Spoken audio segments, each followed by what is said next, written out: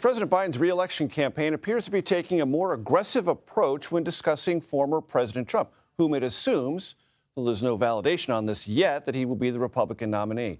In a campaign release, it said, quote, Donald Trump isn't just echoing the words of Hitler and Mussolini by saying he will root out vermin from within. He's planning real action to follow in their footsteps, unquote. Kevin Munoz, the spokesman for the Biden campaign, joins us now.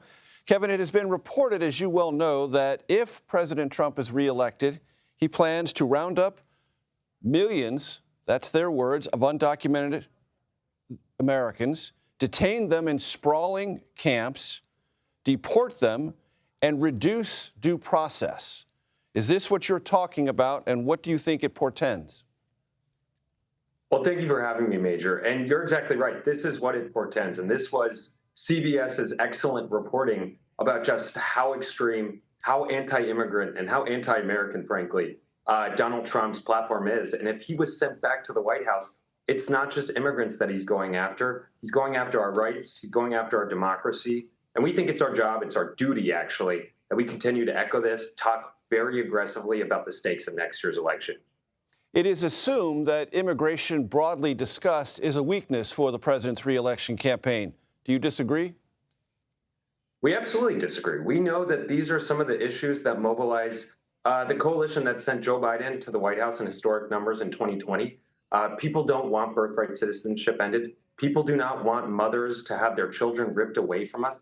And they really want action on immigration. So we're not going to shy away from this. We are encouraged that so many immigrant groups, so many Latino groups have come to call out this extreme and xenophobic platform from Donald Trump. And we're going to continue talking about it. Kevin, your experience started, as I understand it, in Florida politics. Florida has been one of those places in which the Trump campaign in 2020 and Republicans generally have made some gains among some Hispanic constituencies. That is also somewhat true in Texas. Do you fear in those two states, as well as others, the polling that continues to show independents and others dissatisfied with the Biden record on immigration could be a significant problem in 2024?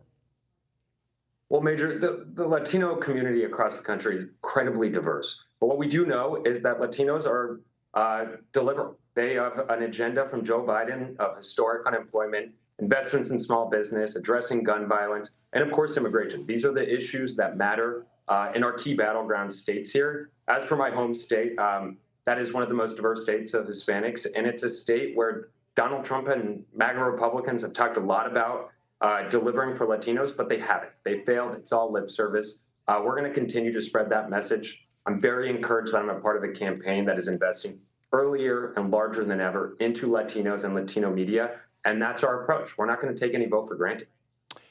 In an interview with the New York Times, Stephen Miller, who was a significant voice on immigration policy during Trump's administration and would be, in all likelihood, should he be reelected, said, and I quote, "Any activists who doubt President Trump's resolve in the slightest are making a drastic error. He promised the most spectacular migration crackdown." What does that mean to you?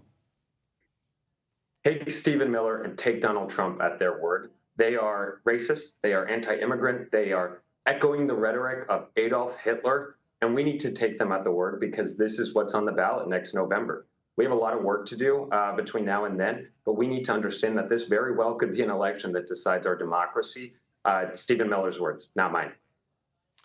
And when the president talks about the blood of this nation being poisoned and or vermin, what do you hear in that? What does the Biden re-election campaign intend to do about messaging that is that specific and that rooted in a very dark time in world history?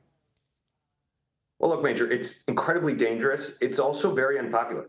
This is the same guy that says he's a winner, but has lost Republicans election after election after election, including in last week's elections that were really strong for Democrats. It's just a sign that Americans do not want this racist, vile, and very anti-democratic, frankly, rhetoric and platform to be in the White House or really in any of these places. So we have to continue to call it out. We encourage and are encouraged by so much media continuing to elevate just how dangerous this could be for American democracy. That's got to be our focus for the next year. Kevin Munoz, we thank you so much for your time. Thank you.